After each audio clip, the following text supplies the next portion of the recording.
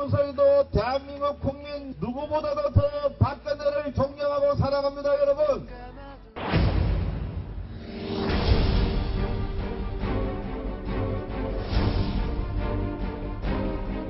지나간 과거에 대해 지금도 할 말은 많지만은 가슴에 묻고 가겠습니다. 누구를 원망하거나 책임을 전가하고 싶지도 않습니다.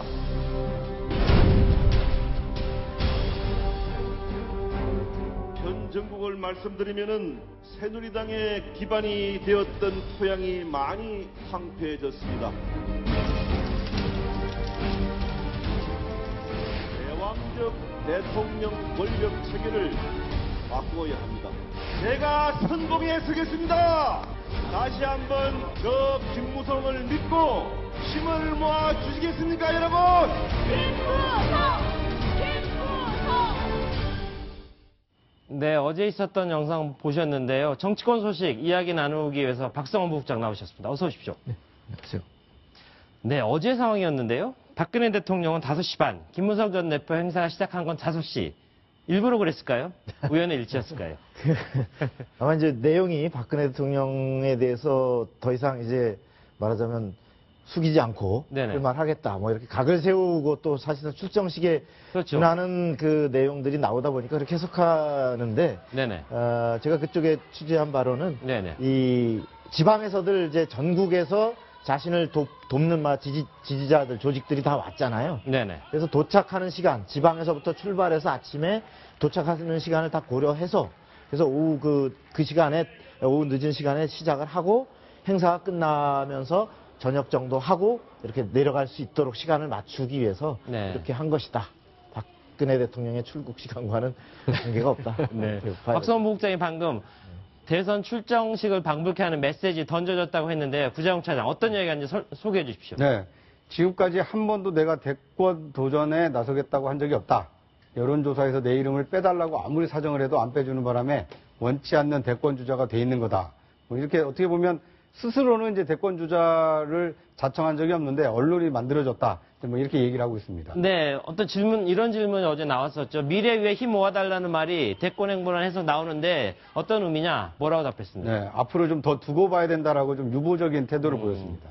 자, 그런데 어쨌든 이 행사에 당에서 당권 도전 의원들 많이 참석을 했다고 하는데 한 의원은 부인까지 대동하고 나왔었다고 하죠? 그렇습니다. 이 당대표 출마를 선언한 정병국 의원하고 한성교 의원이 어제 행사에 참석을 했는데요. 했죠. 네. 그리고 뭐 그 최고위원에 도전한 강석호 후보, 또 청년 최고위원에 출마한 이부영 당 청년위원장 등이 참석을 했다고 합니다. 특히 정병국 의원의 경우에는요, 이 부인과 함께 행사장에 참석을 해서 이 테이블을 돌면서 지지를 호소하기도 했다고 합니다. 네, 한선교 정병국 의원이 김무성 전 대표 무슨 얘기했는지 한번 직접 들어보겠습니다.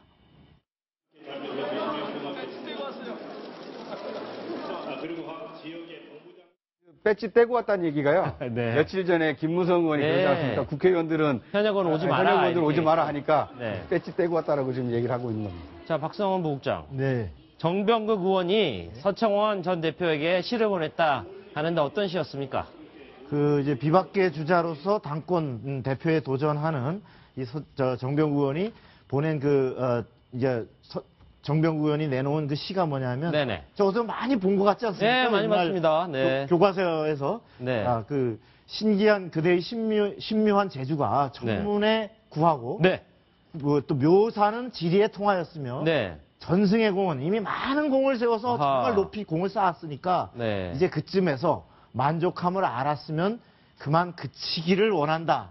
바로 그 고구려 때, 고구려 때 영양왕 때 그 을지문덕 장군이 바로 그 100만 대군을 이끌고 고구려를 침공했던 그 여수장 우중문에게 우중문에게 보냈던 그 신데 특히 그 우중문이 30만의 대군을 끌고 유인책에 계속 말려들어서 평양성 근처까지 들어왔다가 막판에 보급로가 끊기면서 아이고야 이제 큰일 났구나 하는 상황에서 저 그 을지문덕 장군의 저 서간을 바라보고서 아 큰일 났다 해서 부랴부랴 도망을 쳤지만 결국 살수 청천강 근처에서 30만 대군이 몰살당하고 2,700여 명이 살아서 돌아갔지 않습니까? 아, 서청원 전 대표에 대해 대첩 당할 거니까.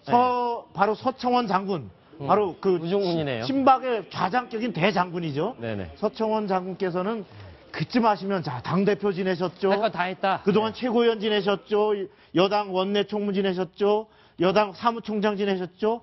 그쯤 하시면 정말 큰일, 또 박근혜 대통령 만들기에 1등 공신 좌장이셨는데 네네. 만일에 이번에 정말 친박 강성파 의원들의 그 권유를 명분 삼아 만일에 출마를 하신다면 당권에, 그런 경우는 우리 당이 과거에 그 2002년 차떼기다 뭐 이런 그 당시 과거의 그 아픈 기억을 우리 당이 다시금 서 대표로 인해서 상기시키면서 우리 당도 대선에 패할 것이고, 바로 또 그 전에 서 대표께서 만일에 개혁과 변화를 원하는 당원들에 의해서 버림받아서 패배하신다면 그나마 지금까지 쌓아오신 명성이 네. 다 물거품되고 네. 앞으로 그나마 남아있는 국회의장직도 날아가시지 않겠습니까? 이런 네. 이제 권유를 하는 걸로. 서청원 대표가 들으면 굉장히 기분이 나빴을 것 굉장히 같은데. 후배 정치인한테 저런 얘기 들으면 네. 기분 안 좋겠죠. 어떤 조롱으로 그렇습니다. 받아들일 수도 예. 있겠는데요. 네. 자, 구정 차장 어떻게 보셨어요? 대신 정명국 의원의 입장은 충분히 반영을 해주신 것 같습니다. 네. 아. 이제 원래 저 씨가 여수장 우중문 씨인데 네네. 여친박 좌장 서청원 씨가 된 거죠. 아, 그렇게 됐군요. 네, 그러니까 이제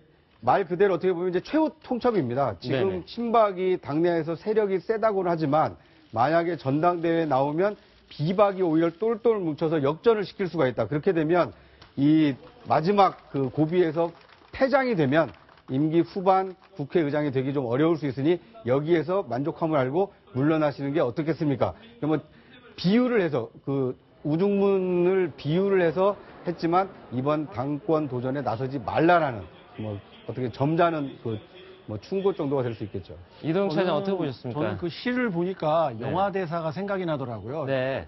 고마해라, 많이 묵었다 아이가. 그러면서 그만 좀 드시라. 뭐 이런 조롱을 하는 듯한 느낌을 팍 받았습니다. 네. 비박과 친박 또다시 어떤 고륙 상쟁에 가까운 그런 정권 투쟁하는 것 같은데요. 이제 3주 후면 어쨌든 집권 여당 새누리당을 대표할 당 대표가 선출될 것 같습니다.